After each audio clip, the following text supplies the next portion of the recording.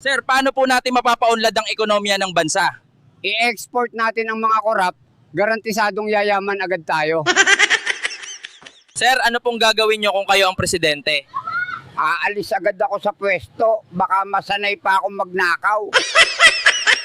Sir, paano po natin malulutas ang kahirapan sa Pilipinas? Simpleng-simple lang, gawing bawal ang maging mahirap. Tapusin agad ang problema. Sir, paano po ba magkaroon ng ganyang katawan?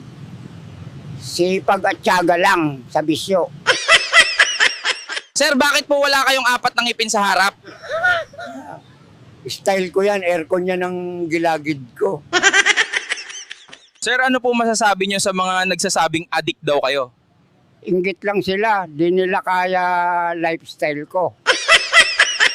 Sir, anong mensahe mo sa mga batang gustong sumubok ng bisyo?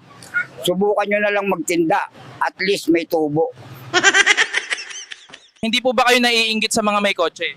Hindi. Mas mabilis ang takbo ko, lalo na pag may humahabol. Sir, totoo po bang wala talaga kayong kausap kapag high na high kayo? Walang kausap, bakit may sumasagot? Sir, anong paborito mong tunog?